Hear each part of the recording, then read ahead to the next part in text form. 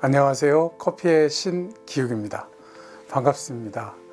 오늘은 카페에 대한 얘기를 해보려고 하는데 요즘 카페가 엄청나게 많이 망한다는 얘기를 많이 합니다. 다들 힘들다 그러고 이게 경기 탓이니 뭐 카페가 너무 많아서니 이런 여러 가지 있는데 망하는 카페 어떻게 하면 살려볼까 이 얘기 한번 해보고 넘어가는 게 좋을 것 같아요.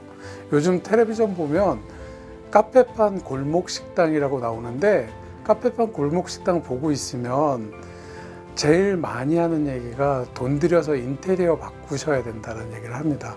물론 이제 프로그램에서 돈을 대주니까 이게 어렵지 않게 인테리어 바꾸는 것처럼 나오지만 망해가는 카페가 돈 들여서 인테리어를 바꾼다는 건 불가능에 가깝습니다. 왜냐하면 돈이 없거든요. 망해가는데 어디서 돈이 나서 거기다 또 돈을 들입니까? 사실 제가 이렇게 이런 분들 만나면 드리는 얘기는 뭐냐면 망해가는 카페 어떻게 해야 돼요? 라고 물어보면 제일 좋은 방법은 빨리 접으세요. 이렇게 말씀드리는 게 안타깝지만 제일 좋은 방법인데 현실은 보통 그렇지 않아요. 사람들은 모두 다 어떻게든 다시 한번 재기해 보려고 하고 다시 한번 잘해 보려고 노력합니다.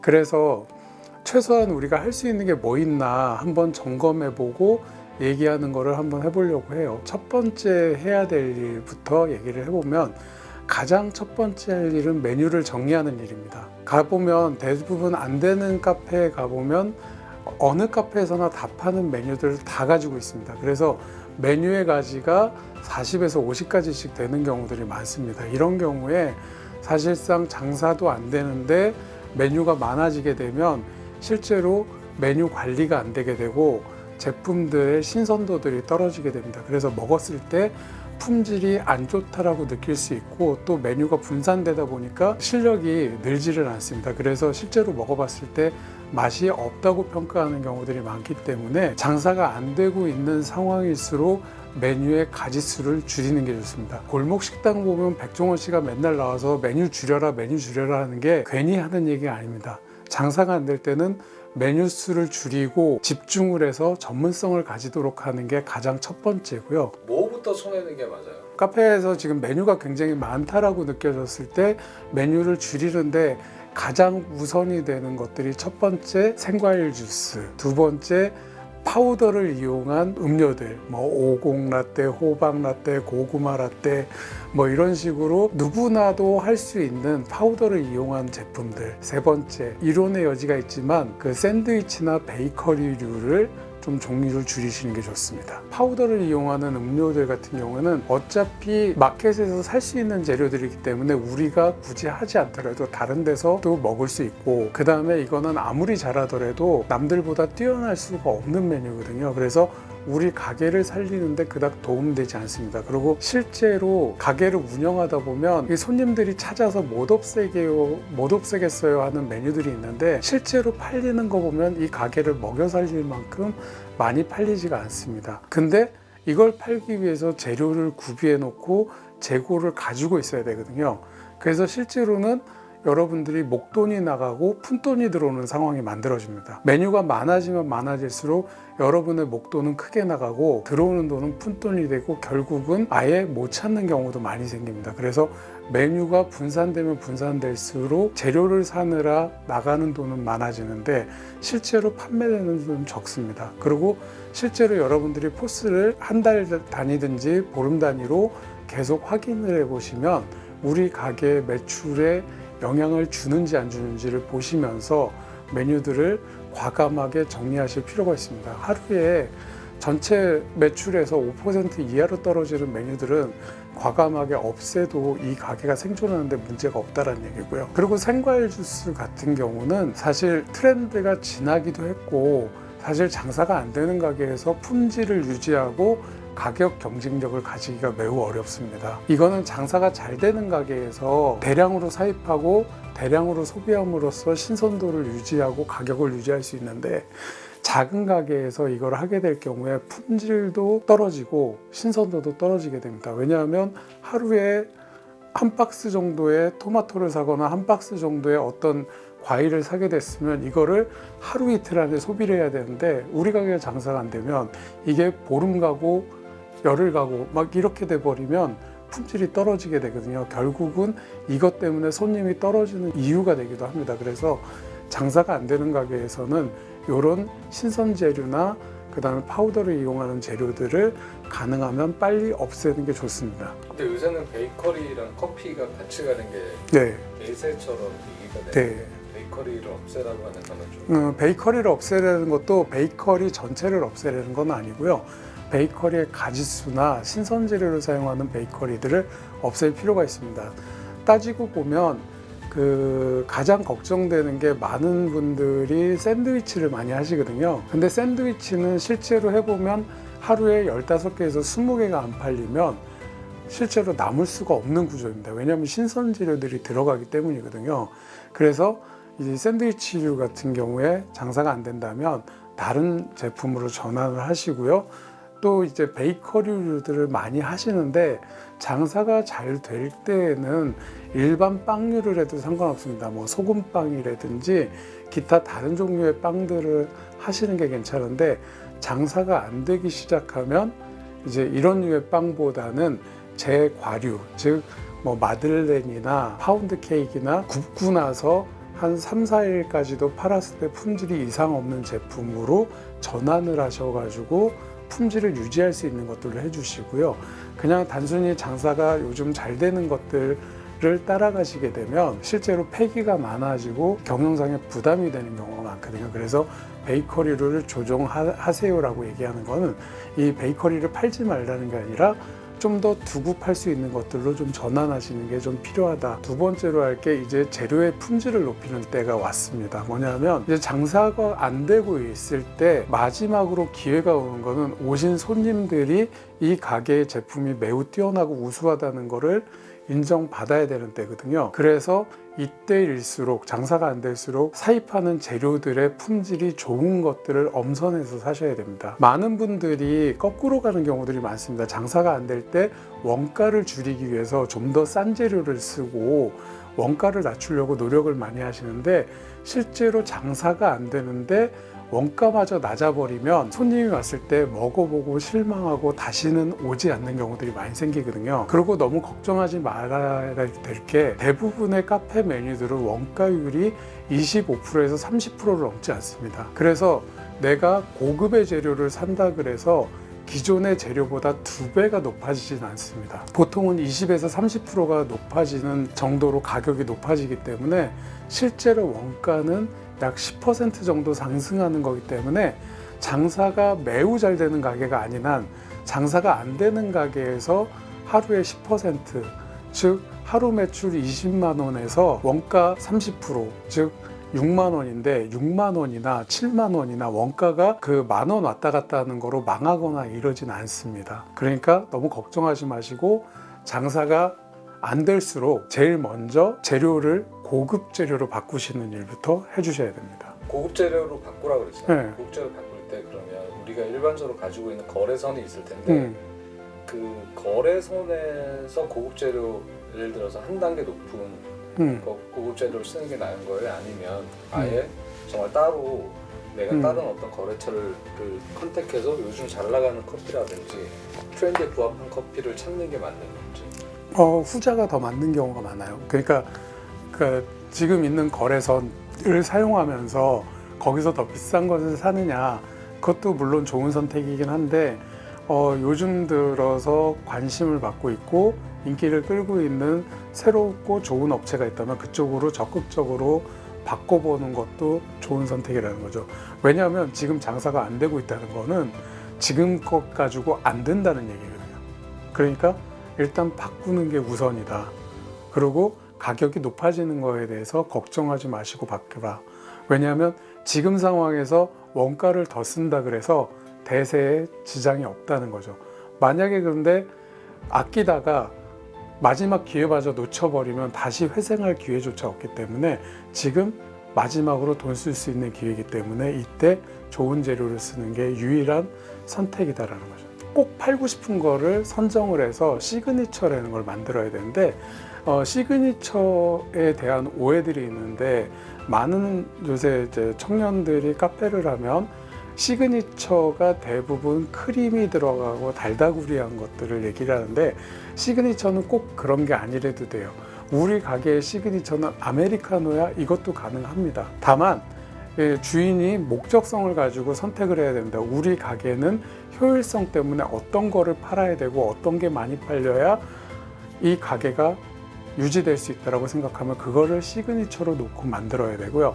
그래서 이 시그니처가 결정이 되면 이 시그니처를 팔기 위한 모든 액션을 해야 됩니다. 우리 가게의 가장 대표 메뉴가 무엇이며 어떤 것을 팔고 싶어 한다는 걸 소비자에게 보여줘야 됩니다. 그래서 이제 배너라든지 포스터라든지 이런 것을 통해서 소비자에게 눈에 박힐 수 있도록 먼저 작업을 해줘야 됩니다. 그리고 들어왔을 때 그 메뉴를 주문하기 쉽게 시스템을 만들어주고요. 그래서 어떤 메뉴를 본격적으로 팔고 싶어 한다라는 느낌을 소비자에게 줘야 됩니다. 그래서 시그니처를 만드는 일을 하시는 게 가장 우선입니다. 그리고 아까 처음에 얘기 드렸듯이 시그니처를 너무 어렵게 생각하지 마시고 너무 요란하게 생각하지 마시고요. 유행하는 카페들, 인스타 카페들 가보면 시그니처라 그래서 벽면에 한 5개, 6개씩 붙어 있습니다.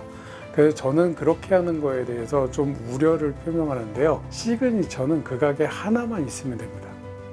많아도 2개 이상 넘어갈 필요가 없습니다. 왜냐하면 시그니처가 여러 개가 되어버리면 이 가게에서 무엇을 선택해야 될지 고민하기 시작하고 시그니처에 대한 의심을 품게 되거든요. 그래서 한 가게에서 시그니처는 1개에서 2가지만 한정해서 진행하시고요.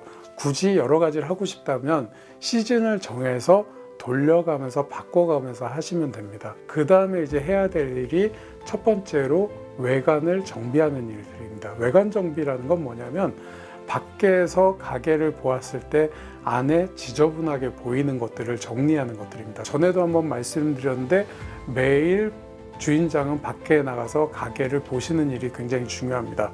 그 밖에서 보는 것이 중요한 게 아니라 밖에서 보시고 눈에 거슬리는 것을 찾아내는 일들을 하시는 겁니다. 밖에서 보고 눈에 거슬리는 것을 치우는 일을 하셔야 되고요. 2번째 하실 일들은 손님이 꼭 앉는 자리와 앉지 않는 자리가 있습니다. 그래서 꼭 손님이 앉지 않는 자리를 골라서 꼭 하루에 1시간 정도 앉아서 작업을 해보시는 것을 권합니다. 그래서 거기에 앉아서 작업을 해보시다 보면 손님이 왜 안 왔는지에 대한 이유가 나옵니다. 여러 가지 이유가 있을 수 있죠. 자리가 어수선하다든가 바람이 많이 들어오는 자리라든가 사람이 지나가는 길목에 있어서 불편하다든가 그래서 이렇게 앉아가지고 1시간씩 작업을 하시다 보면 왜 안 왔는지에 대한 이유가 나올 거고요. 그러면 거기에 맞춰서 자리를 옮기시면 됩니다. 그래서 사람이 꼭 모든 자리에 앉을 수 있도록 자리를 정리해 주시는 일들을 하게 됩니다. 이렇게 해서 간단하게 이렇게 정리를 하는데 이런 일이 일어나기 전에 항상 우리들이 일을 해야 됩니다. 뭐냐면 가게가 장사가 안 돼서 오시는 경우에 해줄 수 있는 일이 아무것도 없어요. 지금 얘기했을 때 아니 그것 말고는 더 다른 얘기 없습니까?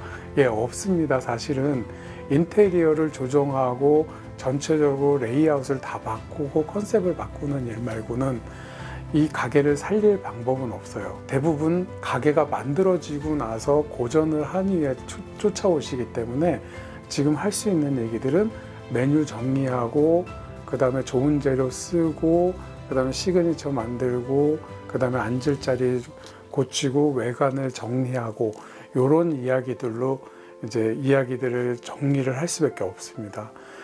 좀 안타까운 얘기긴 하지만 요즘처럼 어려운 시기에 견뎌내는 것도 일이기 때문에 이렇게 몇 가지 해보시는 거 있고요. 한 가지 더 있는데요. 요새들 보면 메뉴나 안내문을 영어로 쓰시는 분들이 되게 많습니다. 근데 저희가 오랫동안 해본 바로는 영어로 썼을 때 소비자 친화도가 매우 떨어집니다. 당연히 디자이너 입장이나 주인장 입장에서는 영어로 쓰는 게 폼도 나고 뭔가 있어 보이기 때문에 많이들 하시는데 저희가 대부분 운영을 해봤을 때 가장 명점이 없는 게 영어로 썼을 때 대부분의 사람들이 영어를 인식을 안 합니다. 영어를 못 읽어서 안 읽는 게 아니라 읽기 싫어서 안 읽는 경우가 훨씬 더 많아집니다. 그래서 가능한 한 가게의 이름 그 다음에 팔고 싶은 메뉴의 이름, 안내문들은 전부 다 영어로 쓰지 말고 한글로 써주길 바라고요. 두 번째, 참 망하는 가게에서 제가 빼놓은 게 있는데 모든 글씨를 손글씨를 없애주시는 게 좋습니다. 요즘에 다 자란 청년들은 거의 대부분들이 제대로 된 시스템이 있는 가게에 가서 무엇인가 사고 소비해 왔는데 그 가게들은 어느 한 곳도 손글씨를 쓴 아마추어틱한 곳이 없습니다. 그러니까 어떤 가게에 가도 손글씨를 써서 아마추어틱하게 해놓은 곳을 좋은 곳이라고 인식하지 않습니다. 프린터나 라벨 프린터 이런 것들을 준비해 놓으시고 가게에 쓰는 모든 사인물이나 안내문 그리고 제품에 들어가는 모든 것들을 가능하면 인쇄된 제품으로 바꿔주시는 게 우선 해줘야 될 일 중에 하나입니다. 그래야 봤을 때 아마추어틱하지 않고 아 여기 믿을 수 있는 곳이구나 라는 느낌들이 나게 됩니다. 심지어 저는 저기 마트에 가면은 POP 글씨 이것도 소비자들이 그닥 좋아하지 않습니다. 왜냐하면 마트에서 싼 거를 강조할 때 POP 글씨를 쓰거든요. 그래서 제품이 싸 보이거나 품질이 떨어진다는 느낌을 받을 수 있기 때문에 POP조차도 그러니까 가게에 놓는 거를 별로 추천하지 않습니다. 그 마케팅적인 관점에서 네이버 뭐 영수증 후기라든지 블로그 후기 이런 거 하면 뭐 한다는 행사가 되게 많잖아요. 네, 후기 이벤트. 후기 이벤트. 네. 네이버의 노출을 높여주는 이벤트라든지 그런 마케팅은 카페를 운영하는 입장에서 효과가 있나요? 어때요? 그 마케팅이 요즘 이제 대세긴 합니다. 그래서 요즘 이제 그 얼마 전에 카페 하나가 기획 카페가 하나 열었어요. 실제로 그 기획 카페 같은 경우에 한 달 마케팅비가 약 1,000만 원 정도 책정이 돼 있어가지고 네이버 리뷰 중심으로 해가지고 카페로 그 홍보를 하고 있습니다. 한 달에 1,000만 원씩 지금 한 4개월째 썼거든요. 그랬더니 실제로 줄 서는 가게가 되더라고요. 그래서 요즘은 그 독특한 현상이 생겼는데 옛날에는 이런 마케팅을 가지고 카페를 성공시키는 게 가능했냐 그랬는데 지금은 마케팅으로 카페를 성공시키는 게 가능해진 시대이긴 합니다. 이런 거는 저는 적극적으로 활용하시는 건 좋겠다라고 생각합니다. 왜냐하면 요즘은 리뷰가 있어서 장사가 잘 된다기보다는 요즘 대부분의 그 소비 형태가 어떻게 되냐면 가게 앞에서 리뷰를 보고 있습니다. 왜냐하면 이들이 쓸 수 있는 돈이 한정이 되어 있습니다. 소비자가 요즘은 쓸 수 있는 돈이 한정이 되어 있어서 옛날처럼 들어가서 직접 먹어보고 실패하면 아이 뭐 아쉽네 이렇게 끝나는 게 아니라 내가 쓸 수 있는 돈이 한정이 되어 있기 때문에 어떤 가게를 가더라도 실패하지 않는 선택을 하길 원하고요. 그래서 어떤 가게를 들어가기 전에 항상 리뷰를 열심히 보게 됩니다. 리뷰가 좋냐 나쁘냐를 별로 관심이 없어 합니다. 그래서 제가 리뷰를 하는 게 괜찮다라고 하는 게 뭐냐면 리뷰를 보는 이유는 여기에 내가 스페셜티 커피를 시켰거나 아니면 시그니처를 시켰는데 얘가 어떻게 나오는지가 보고 싶은 겁니다. 여기에 나오는 제품이나 음식이나 시그니처가 내가 먹고 싶게 생겼다면 이 리뷰가 조작이건 이 리뷰가 돈을 주고 만든 거든 상관하지 않고 보고 들어오게 됩니다. 대부분이 이 리뷰를 참고하는 건 이 리뷰가 돈을 썼을 거다라는 건 인식을 하고 있고요. 그리고 그 리뷰를 보는 거는 이 가게에서 제공되는 서비스의 형태를 보고 싶어서 보는 거가 되거든요. 그래서 여러분들이 리뷰를 할까 말까 고민하신다면 리뷰를 하시는 것도 저는 추천을 드립니다. 왜냐하면 거의 대부분들이 리뷰를 보고 이 가게에 들어올지 말지를 결정하게 되기 때문에 그 안내의 길잡이로 리뷰를 하시는 게 좋고요.